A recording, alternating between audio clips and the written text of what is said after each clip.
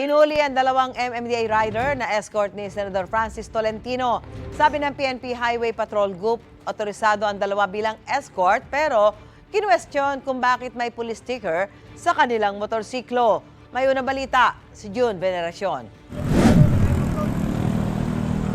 Binara at pinatabi ng PNP Highway Patrol Group ang dalawang motorsiklo sa Parañaque City. Ini-escorta noon ng dalawang rider, si Senate Majority Leader Francis Tolentino. Wala siyang violation at pinapayagan naman siyang magka-escort. Kumpleto rin sa blinker ang mga motorsiklong nakakonvoy sa kanya. Pero may nasita ang PNP HPG sa mga ito. Nagbukas si Senator Tolentino at tinanong ako kung pwede na silang umalis. Sabi ko, yes sir, kasi motor lang naman ang namin dahil sa police markings. Motorized naman siya magkaroon ng escort. Dinala sa opisina ng HPG sa Camp Crame ang mga rider.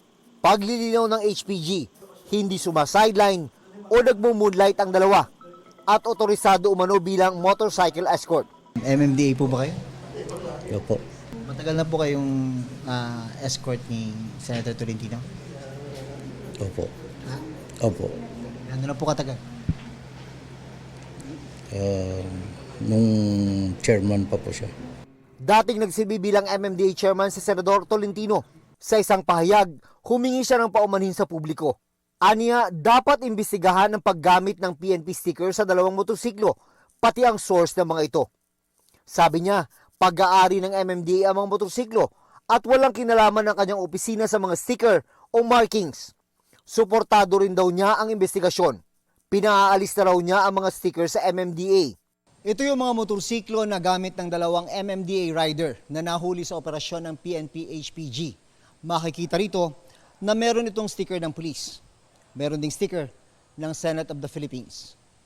Dahil sa police marking sa kanilang mga motorsiklo, sinampahan ng dalawang MMDA rider ng reklamong usurpation of authority at illegal use of insignia. Depensa ng isa, hindi raw siya ang naglagay ng police sticker sa motorsiklong pinagamit lang ng MMDA. Sir, MR lang sa akin yung motor.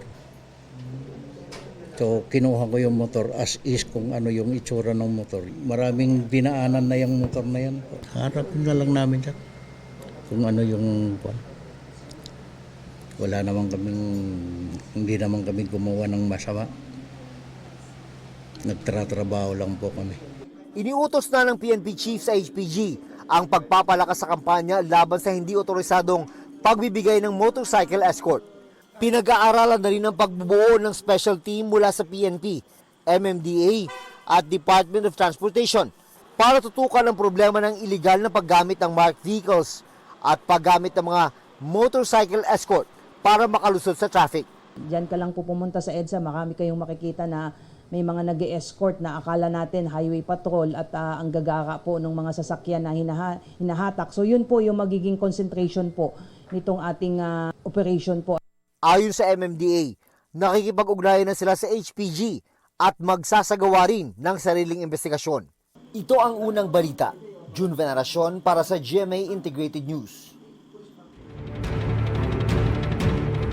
Mga kapuso, para una ka sa mga balita, mag-subscribe sa GMA Integrated News sa YouTube. Sa mga kapuso abroad, subaybayan niyo po kami sa GMA Pinoy TV at sa www.gmanews.tv.